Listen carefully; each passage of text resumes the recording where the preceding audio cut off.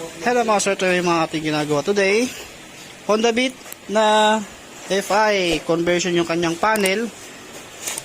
Alam ko, walang lumabas sa atin ng ganito eh. Nasa ibang bansa lang. Honda Beat to, na kinonvert lang. Ito pang ADB. Tapos pang Honda Click yung mga handle niya. Kinonvert yung ano niya. Parang kuha lang din. Tapos, ito yung pinagawa lang sa iba to mga sir. Dahil hindi mapalabas yung digital dito, kumbaga pure na dilaw lang, walang digital. Gumagana dito, pero ang gumagana dito yung eco, saka yung check engine, signal light wala, saka yung high gumagana.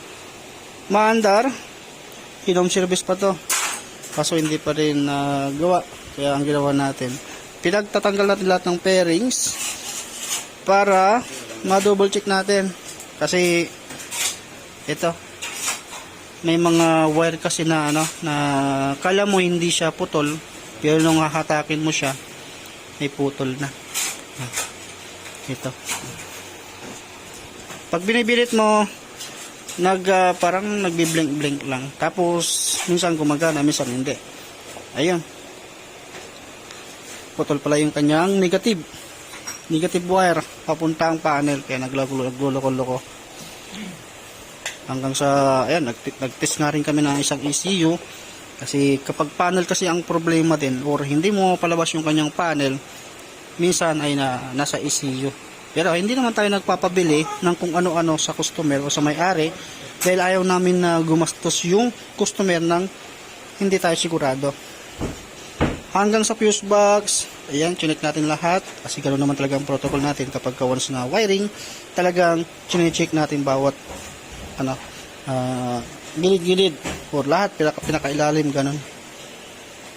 Hanggang dito chinek natin, kasi baka kasi sa katagalan din ng unit ay may mga wire na nagkukorrosion. Kaya napaka-importanting pinapacheck niyo yung wire para kahit paano, o di kaya kung gusto nyo kaya na lang di mag-check, bumili na lang kayo ng yung contact cleaner na parang ganito. Yan, na parang ganito mga sarap. Yan yung pang i-spray nyo. Lalo sa mga Honda Click, karamihan dyan nagpo-corrosion yung kanilang wire. Lalo kung nagkakaedad na ng isang taon, kahit yung mga sakit lang, may spray nyo ng contact cleaner. Sa TikTok meron yan, Shopee meron yan. Kaya ito, dinugtungan yung naputol, at iti-testing natin para ma-troubleshoot natin. Hanggang dito.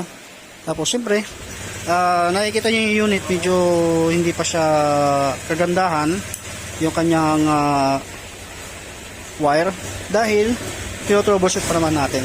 Pero after na mahanap na yung problema, ayan, i-intact natin lahat yan, sisecure natin, lalong-lalo na yung mga bakal na siksik yung kanyang wire o naka-holder, lalagyan natin ng goma or yung hose para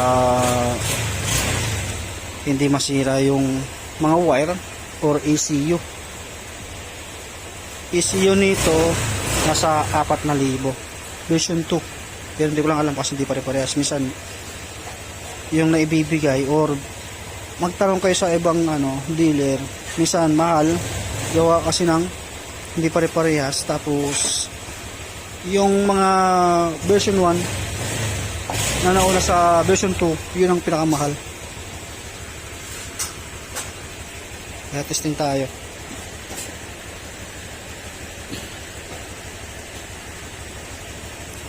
Basta pagka magpapagawa kayo sa amin ng wiring mga sir, napaka-importanting maaga dapat, para kung sakali ay matapos ng hapon. O kung gusto niyo naman, pwede niyo naman din iwan sa amin unit niyo. Kung ano yung iniwan niyo sa amin, ganun din ninyo siya kukunin. Kung ano yung papagawa niyo, yan yung ayusin natin. Saka lahat naman ang nag-iiwan ng unit ay save sa amin, tapos binibidyo ko pa nga yan para kung ano yung ginawa lang dun sa motor, para makita rin ng may-ari.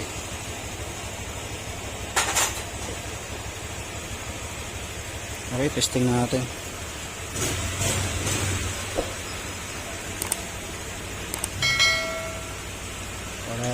Biyahin mo natin yung China. Siyempre, ECU namin ang ginagamit kapag nag-wiring para hindi masira ito. Kasi nagpagawa nga si sir para maayos yung motor. Okay, tingnan natin yung kanyang panel. Ayun, oh. Yan. Yung mga numero na yan ang nawala sa kanya. Pure dilaw lang siya. Medyo marami na rin kasi ang humawak nito or tumingin sa unit na to. Tapos yung signal light, ayan, gumagana na rin, ha. Kasi yan hindi yan gumagana. Ang gumagana lang dyan, okay, bali wala pa yung high. Ito ang gumagana kasi dapat umaandar. Gagana yan pag umaandar. Eco, dapat umaandar din bago gumana. Ito, gumagana rin. Ito lang nawala, yung signal light sign. Yan. Tapos ito nawala. Yan. Biyahin ka na ngayon, magpakasyon ka. Ito sila, naayos na yung motor mo, ha. Ito, okay na siya. Bali, may wire na nag-corrosion, naputol. Ang naputol dito yung ground. Papuntang panel. At goods na. PPM kita mamaya pagka na-intakan natin. Siyempre, mahirap din naman kasi yung trabaho natin ay mamadaliin natin. Kaya, PPM kita. After na may balik lahat. Siyempre, i-intak natin ito ng mabuti. Sige. I-intak muna natin. Balutin natin ng mabuti. Yan, tapos ayusin natin lahat-lahat. Parang sa amin dito mga sir, kapag once na nagpagawa kayo ng wire, tinuturing namin yung motor nyo ng sa amin yung trabaho para sure ball na gagamitin nyo yung unit ay tumagal. Sige, balik muna natin. Okay, tapos nasikapulong na magbalot ng mga wire. Ayan, nintak nyo na. Mas lalong gumanda lalo. Pero may takip to dito. Doon sa bulsa. Sayang dito. Yan. Ayan. Okay, test natin ulit. Ayan, lumabas na, oh. Signal light. Okay. Dating hindi gumagana yan, ngayon ay gumagana na. Tapos paandre mo. Okay, ayan, umiilaw na yung fan. Tapos yung eco mode, umiilaw yan.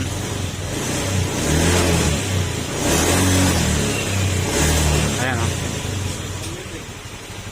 Okay. Goods na. Pero ito, tatanggalin natin yan dahil pang-testing natin yan. Ibabalik natin yung original niyang ECU. Okay, pairings na lang kulang nito para makuha na rin yung unit ni sir. Ayan, goods na. Okay, balik natin yung kanyang pairings.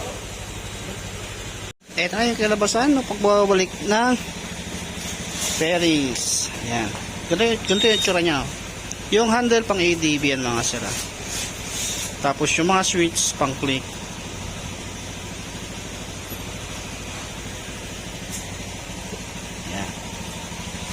Siyempre, dinadiagnose pa rin natin yan mga sir.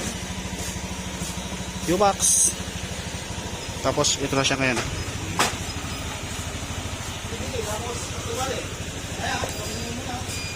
Okay. Okay, lahat. Okay. Success naman lahat ng ating pag-wire. Okay na to. Pwede na itong makuha nung may-ari. Tatawagan ko na lang. Okay. Ganito na yung video natin mga sir.